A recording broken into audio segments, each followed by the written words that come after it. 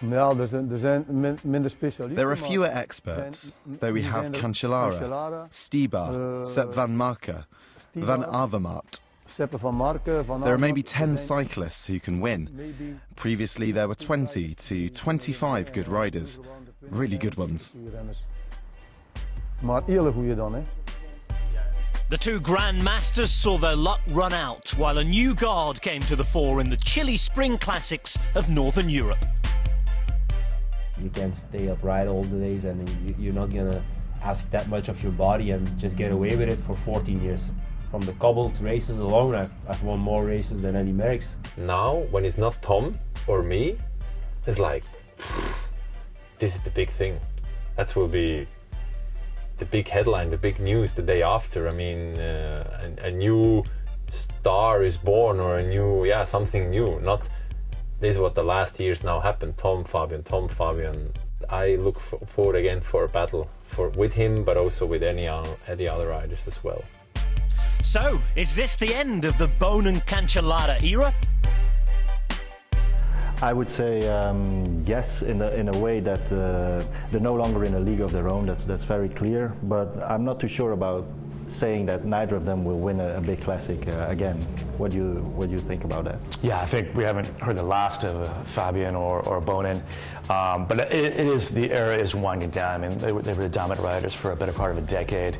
Really one of the classic, I think, rivalries really in classics history. And now I think we are seeing a resurgence of kind of some younger guys come up, and I think the classics these next several years will be very, very competitive. Mm.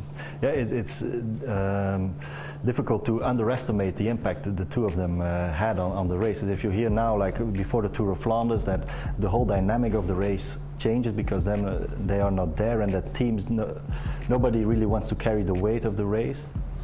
Yeah, that's exactly right. This year, when one of those two guys were out of the races, it just completely changed the whole dynamic of the race. They were always the riders of references. Everyone was always looking at, if Boonen went, if you could go with him, you knew you might have a podium. Is the style of classics racing changing? Obviously, the weather is always is a key importance to that. But I think there's more across the board. There's more equality among the teams and the level of riders. Yeah, it sure made for very exciting races. I think the classics this year were just huge. With Ghent-Wevelgem, that was an amazing race. It was borderline dangerous. Should it be cancelled? Should it not be cancelled? But it was really, really exciting to watch, and I think that is a good thing because the classics really showed why they are on the calendar and why it's so important to have these one-day races and what they are all about. And the other guy talking about winding down is Gilbert. I mean, he's kind of reaching the end of his dominance as well. He's kind of always been there. What's it going to be like in Belgium? You're going to have Boonen retiring as well as Gilbert. They have been so dominant that sometimes, like in cycling, was just about Tom Boonen and Philippe Gilbert, and it wasn't really about the races. It was more about their personalities. There will be a transitional phase where we have to accept that perhaps we're not the dominant country. There's still Greg van Avermaet, who can do well both in the Walloon Classic as in the Cobblestone Classics, but that's the only guy who's like. Sepp van Marke might be one as well, but he didn't have the best classical campaign this year. Yeah, you have guys like Geraint Thomas coming up in the States. You know, we're still waiting for our next George Hincapie to come down the road. You know, it didn't end so well for George at the end there, but the classics, I think, are just such a special part of the racing season that it's a different kind of breed of racer.